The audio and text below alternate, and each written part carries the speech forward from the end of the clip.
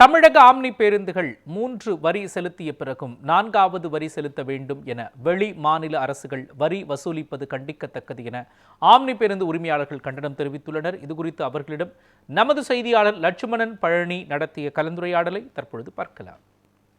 தமிழகத்திலிருந்து பல்வேறு மாநிலங்களுக்கு செல்லக்கூடிய ஆம்னி பேருந்துகள் முழுவதுமே கடந்த ஒரு வாரங்களாக பேருந்துகளை இயக்காமல் தொடர்ந்து போராட்டங்களில் ஈடுபட்டு வருகின்றனர். மேலும் இந்த ஒரு வார கால போராட்டத்தில் பொதுமக்கள் மற்றும் இந்த பணியாளர்கள் எந்த அளவிற்கு பாதிக்கப்பட்டுள்ளார்கள் என்பது குறித்து பேசுவதற்காக பணியாளர்கள் நம்மிடம் கேட்டு தெரிஞ்சு கொள்ளலாம். சார் வணக்கம். இப்போ ஒரு வாரமாக ஸ்ட்ரைக் பண்ணிட்டு இருக்கீங்க, இந்த பேருந்துலாம் இயக்காம.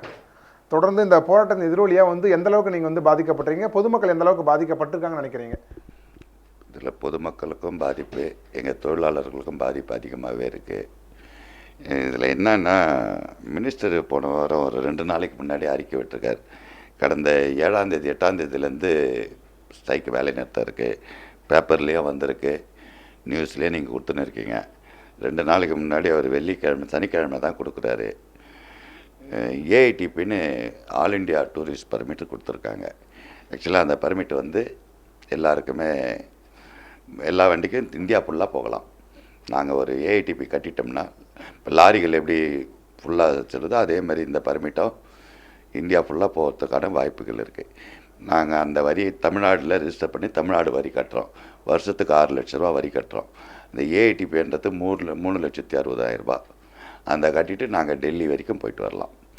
அதேமாதிரி கேரளா, நாங்கள் அண்டை மாநிலம்லாம் வண்டி ஓட்டிகிட்டு இருக்கோம். நம்ம ஓட்டும்போது அதே எல்லா மாநிலமும் அப்செட் பண்ணிக்கிட்டாங்க, ஓட்டிகிட்டு இருக்கோம். ஆனால் மற்ற மாநில வண்டிகள் வரும்போது, தமிழ்நாடுக்குள்ளே வரும்போது தனியார் சாலை வரி கட்டணுன்றது இவங்களோட கோரிக்கையாக இருக்குது. அது வெளி ஸ்டேட்டு மாநிலம் எப்படி உங்களுக்கு மட்டும் சாலை வரி வரும் அப்படின்றாங்க. இவங்க எனக்கு சாலை வரி தனியாக கட்டணும். அப்போது அவங்க மதர் டேக்ஸ் கட்டிடுறாங்க. ஏஐடிபின்னு ஒன்று மத்திய அரசு வரி கட்டுறாங்க.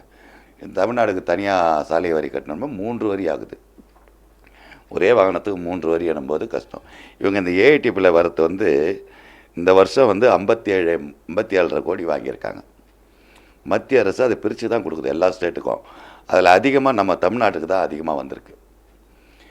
இந்த வாங்கின வரியை ஏஐடிபியில் மூலிமா வரது 57,500 கோடி வருது. அப்புறம் எல்லா மாநிலத்திலையும் செக் போஸ்ட் எடுக்க சொல்லிட்டாங்க. எல்லா மாநிலத்திலும் ஒரு செக் போஸ்ட், இங்கேருந்து டெல்லி வரைக்கும் போனால் செக் போஸ்ட்டே கிடையாது. தமிழ்நாட்டில் மட்டும் எல்லா பார்டர் செக் போஸ்ட்டு. அந்த செக் போஸ்ட்டுக்கு செலவு பார்த்திங்கன்னா வருஷத்துக்கு 60 கோடி ரூபாய் செலவு பண்ணுறாங்க.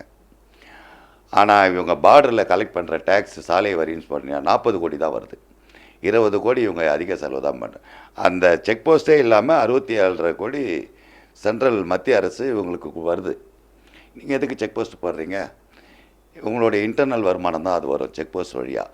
அரசுக்கு எந்த வித லாபமும் கிடையாது. செக் போஸ்ட்டை நீங்கள் எடுத்துகிட்டு போயிடலாம்.